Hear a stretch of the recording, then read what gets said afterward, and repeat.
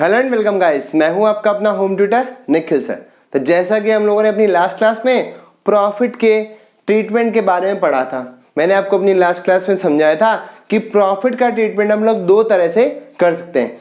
या तो प्रॉफिट को पार्टनर्स कैपिटल अकाउंट में ट्रांसफर कर सकते हैं यानी डिस्ट्रीब्यूट कर सकते हैं, या फिर हम लोग उस प्रॉफिट को गुडविल की तरह एडजस्ट कर सकते हैं। तो आज से इससे रिलेटेड मैं एक क्वेश्चन लेने वाला हूं। तो आज हमारा जो क्वेश्चन है वो मैं डीके गोयल से लेने वाला हूं, क्वेश्चन नंबर 24। बहुत ही इजी कॉन्सेप्ट है। जैसे मैंने आपको क्रेडिट और डेबिट से इसको समझाया था उसी तरह से आज हम लोग एक क्वेश्चन भी करने वाले। तो चलिए स्टार्ट करते हैं हमारा आज का क्वेश्चन डीके गोयल से, पेज नंबर 3.68 और हमारा जो एडिशन है वो है 2020 वाला।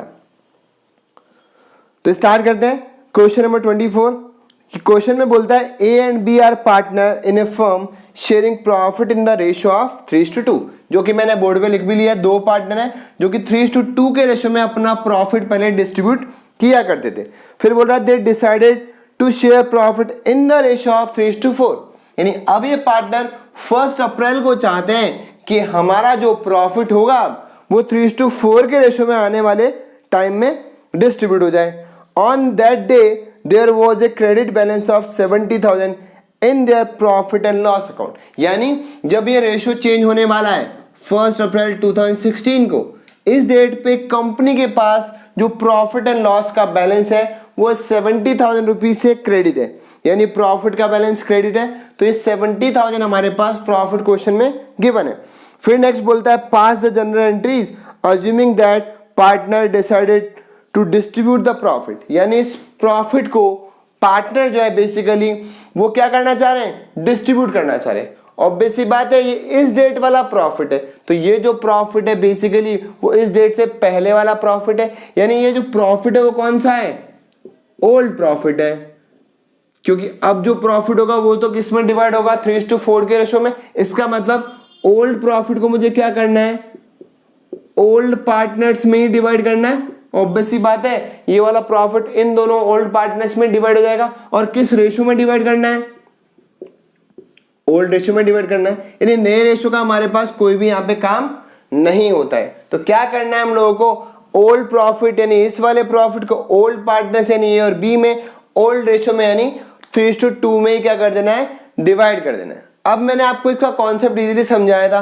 प्रॉफिट एंड लॉस अकाउंट का बैलेंस मुझे क्रेडिट दिख रहा है, इसको डिस्ट्रीब्यूट करने के लिए मुझे क्या करना पड़ेगा, प्रॉफिट एंड लॉस अकाउंट को डेबिट कर देना है। कितने रुपए से, 70,000 रुपीज से। तो जिसका बैलेंस क्रेडिट था उसको डेबिट करने से वो अपने आप कैंसिल आउट हो गया, यानी वो प्रॉफिट अब डिस्ट्रीब्यूट कहाँ होने वाला है, ऑब्वियस सी बात है जो पार्टनर है उनके कैपिटल अकाउंट में ट्रांसफर हो जाएगा। किस रेशो में ट्रांसफर होगा, ओल्ड रेशो में। तो आप ये ध्यान रखना, ओल्ड प्रॉफिट ओल्ड पार्टनर्स में ओल्ड रेशो में, यानी सब कुछ यहाँ पे क्या है, ओल्ड ही है। तो क्या करेंगे, ये भी मैंने आपको समझाया था कि कैपिटल का बैलेंस सीआरई होता है और प्रॉफिट की वजह से कैपिटल को आपको सीआरई रहने देना है, क्योंकि कैपिटल के बैलेंस को मुझे इंक्रीज ही करना है, डिक्रीज बिल्कुल भी नहीं करना है। तो 70,000 रुपीज को डिवाइड कर लो ए और बी में, किस रेशो में करना है, 3:2 में। तो इसको डिवाइड कर लेते हैं, 70,000 को 3:2 में करना है, यानी 3/5 ए के लिए और 2/5 बी के लिए। 5 1 जा 5, 5 4 जा 20, 14,000 इंटू 3 कितना आ गया, 42,000 रुपीज। और 14,000 इंटू 2 कितना हो गया, 28,000 रुपीज।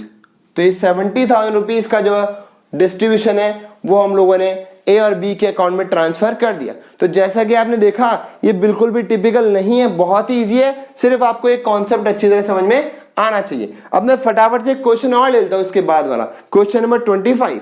इसमें क्वेश्चन में बोलता है कि A B and C are partner, profit sharing ratio है 1:2:3, यानी मैं इसी में दोबारा से लिख लेता हूं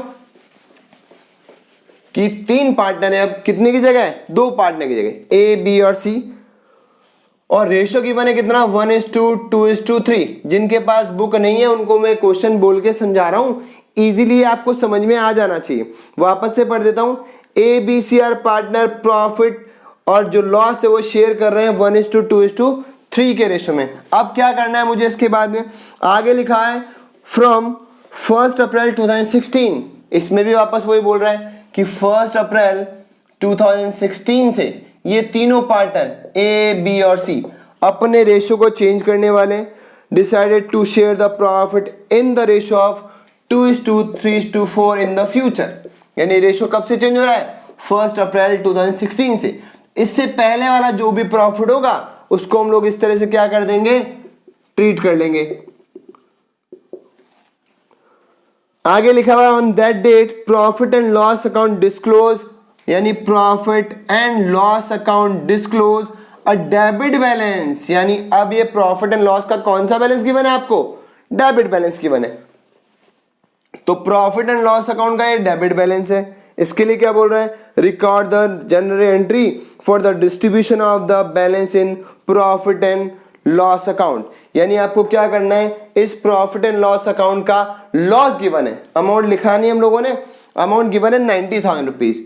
यानी क्वेश्चन में 90,000 रुपीज का प्रॉफिट एंड लॉस अकाउंट का डेबिट बैलेंस है, जो कि इन रेशो चेंज करने से पहले वाला प्रॉफिट है। तो वापस वही बात आ गई कि ओल्ड लॉस है, ओल्ड लॉस या ओल्ड प्रॉफिट को ओल्ड पार्टनर ही क्या करने वाले हैं, ओल्ड रेशो में डिवाइड करने वाले। कॉन्सेप्ट बिल्कुल वही सेम है।